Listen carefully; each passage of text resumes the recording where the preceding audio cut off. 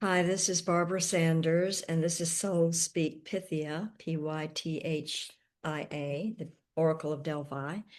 This is a new channel for me, and I wanted to say a few things before I start speaking, Soul Speak. Um, I have a website called sacred-transformation.com, and I have another YouTube site called sacredmetamorphoses.com, and that's plural, sacredmetamorphoses.com. And what we're going to do is just start today. This is the 22nd of July, 2026. And just going to breathe with you together and see what happens. So we'll see. It's not going to be polished. It's not going to be highly produced. It's going to be me getting in touch with the Oracle of Delphi, the Pythia that we all can access. And you can read about, Google her and see what you make of her. I'm learning a lot of what I've learned about Pythia from Tammy Roth and wanted to just shout out to her. I have a little dog who is here and trying to jump up on my chair, and she'll probably be with me. So if she wants to come up, she can. So first, let's just close our eyes if you feel comfortable and just start breathing gently, shallowly or deeply, whatever you prefer. And I like to refer to David Clements, Dr. David Clements, Clements, on all of his Infinite Source Creation website and materials about breathing rhythmically. Because there's no one process of breathing in through your nose, breathing out through your mouth, but finding for yourself your unique sweet spot of breathing that helps you drop in to a different layer or dimensional space for yourself outside of this, what some people call 3D, three-dimensional world, this reality around us, which is very real and very much our lives. We're human beings. I like to think of we're spirit in human beings, embodied in human beings. And so just find a way to breathe somewhat rhythmically in whatever way you want and that fits for you. So I'll just take a few moments of breathing. And just to say, when I first started breathing with David Clements meditations, I spent a lot of time lying down on the floor and breathing this big, deep breath and holding it for 4 seconds, and then breathing out this big, deep breath and pausing for 4 seconds and doing that over and over. It's a breath work experience to do it that way. And lots of feelings and flow came through. But when I go into this kind of meditative breathing rhythmically, it's not that. It's not that stressed, heavy, gushing breathing, though that's fine if you want to do that. Breath work is a wonderful process for helping us find not just words, but deep ingrained feelings and grief in our bodies, the deep, deep depths of what we are living with now and maybe in past lives and have in early life. And I strongly suggest breath work as a method of healing. But for now, we're just going to breathe rhythmically and slowly.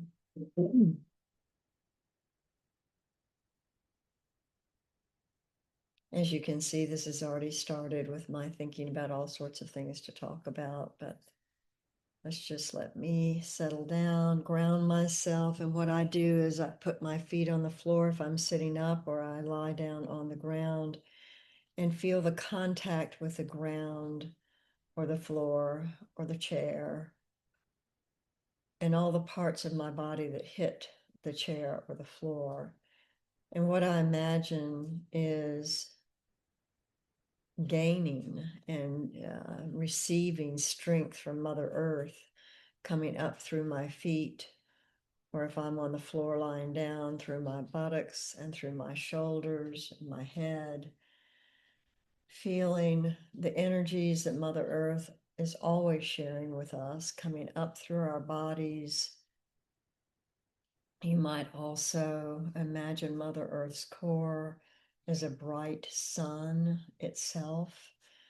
And there are all sorts of ways we can travel through Mother Earth and all her layers, from the surface crust, through the mycelial network, through the layers of dirt and crystals and minerals, through what some people see as waters under the earth, whether they're rivers or oceans, inside the earth. So we can travel through Mother Earth's layers, down, down, down, toward her core, and feel whatever we feel, see whatever we see, whether it be earthworms or critters of any sort, whether it be magical beings or other beings of other sorts that we have not contacted yet or have known yet. All of these layers of Mother Earth, we can travel downwards. And I like to start that way and end that way, actually, to ground ourselves, to center ourselves, and travel all the way near Mother Earth's bright, gleaming, white and golden core.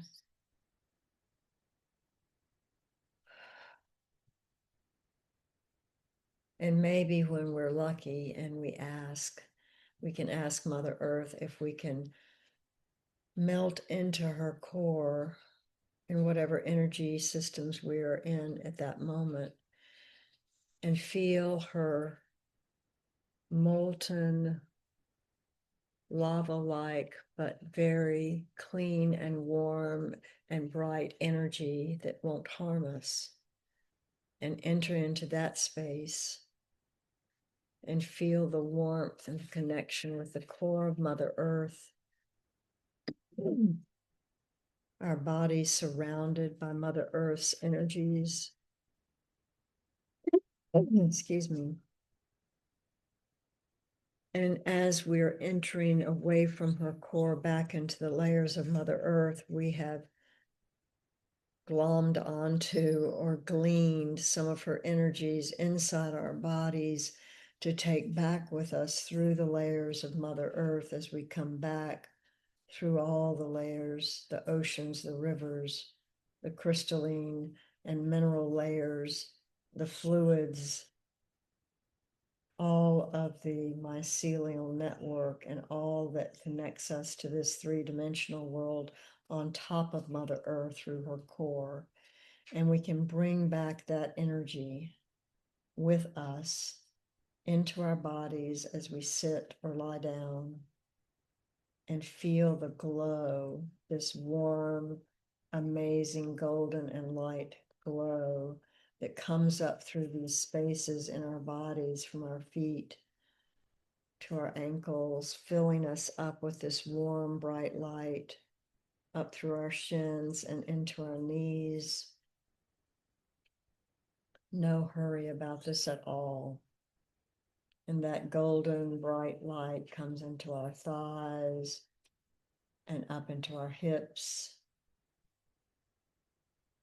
and settles us and centers us, connected to Mother Earth as it comes into our root chakra at the base of our spine, into our sacral chakra, which is the pelvic bowl, and so much energy and birth and creation live there, into our solar plexus, which is more of the mid-abdomen solar plexus, and up into our lungs and into our heart chakras.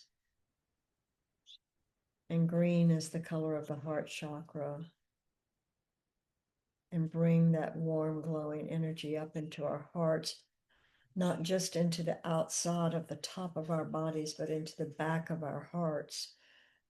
And as we breathe, we can breathe not only through our nose and our mouth, but we can breathe in through our hearts from the inside, from the back and the front of our hearts. We can breathe in Mother Earth's energy and moving up into our throat chakras, feeling the golden, beautiful energetic, dynamic energies that come into our throat chakra and enter into our faces, our cheeks, our jaws, around into our heads and into our foreheads, the third eye chakra, and into the pineal gland and all of our brain space, warming and glowing, energizing us, and coming out through the crown chakra.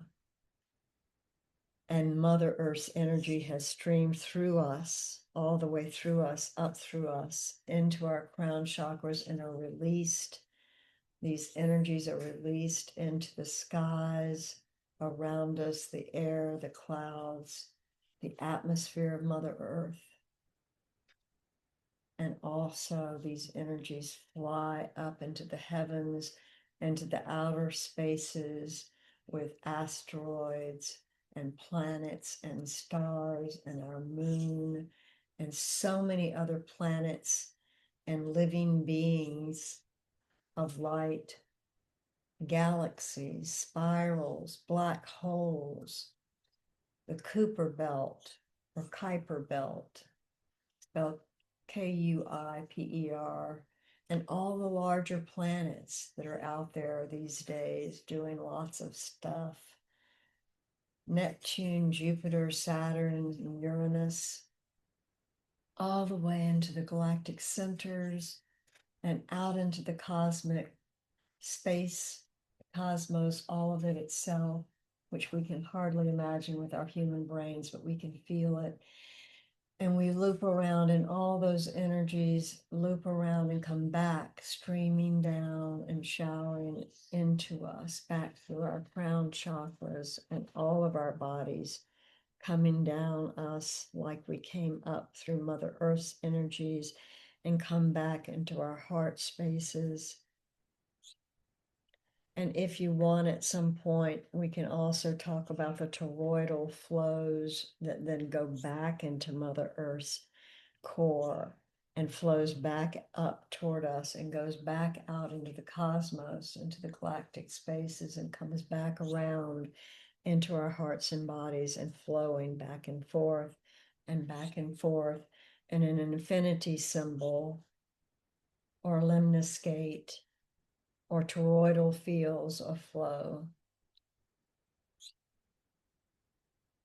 That's where I go when I'm breathing rhythmically, is grounding myself and enveloping the spaces and the energies that Mother Earth shares with galactic beings and spiritual guides and all that is around us, all of these available resources that we can pull and bring back into us, or see them as staying out where they belong and asking questions of them and let them resource us as they can and do all of the time if we're open and willing to being resourced.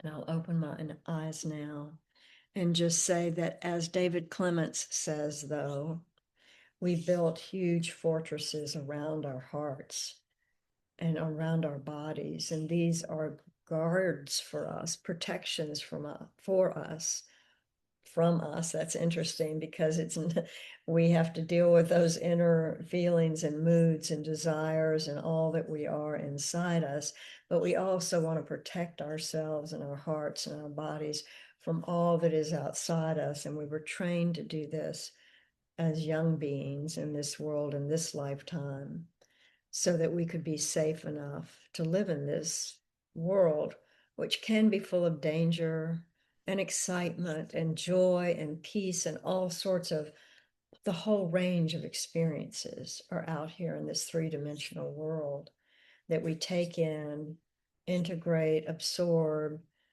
and then bring back out of ourselves in the way we breathe and the way we see and the way we hear and the words and voice tones that we use and how we share our love with other beings, living beings, rocks, trees, flowers, all the wonderful experiences that we have in life. And I don't know about you, but when I get tripped up, it's usually between me and other people. And what I've learned as I've gotten older, thank goodness I've gotten older and I don't have to work quite so hard. I've been able to bring in more and more of those resources and become more of a recipient than ever before, receiving the energies from all around us, inside us, and outside us, and within us, all this flow, and receive it prior to thinking about or even imagining giving some of it away.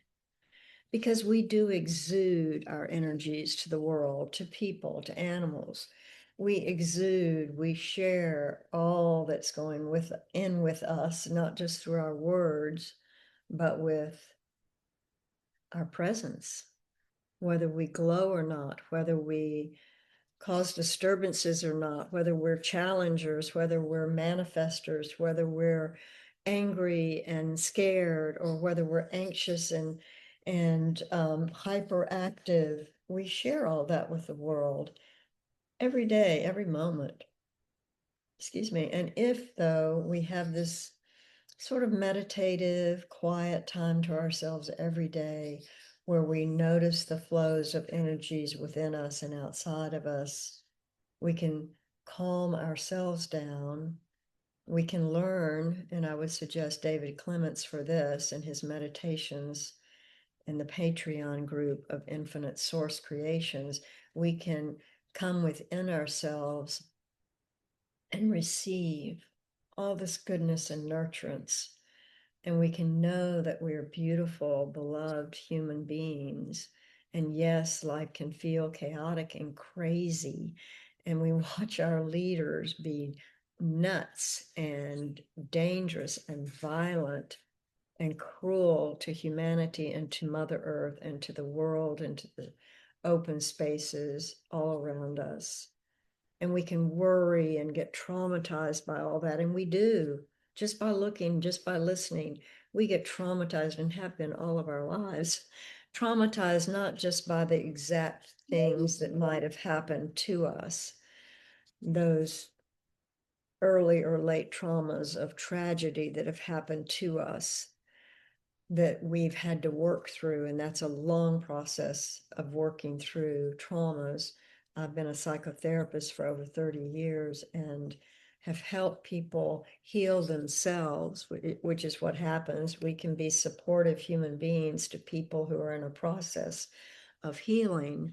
And I loved that work. And I'm doing less and less of that work and more of learning how myself to receive so that what I do share or display or express to the world is much more meaningful and authentic to who I am instead of to all the conditioning and training I had growing up in this world and how I thought I should be.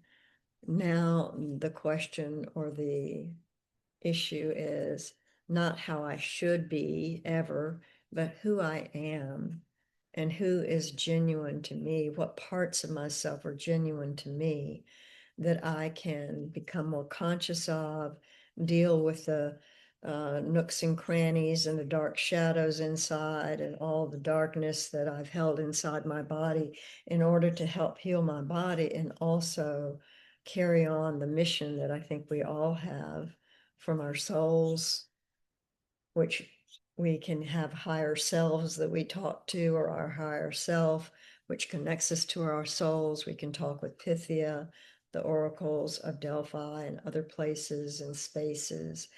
We can connect deep within and then bridge our heart space and our energies with all the infinite options out there to share our spaces and our energies.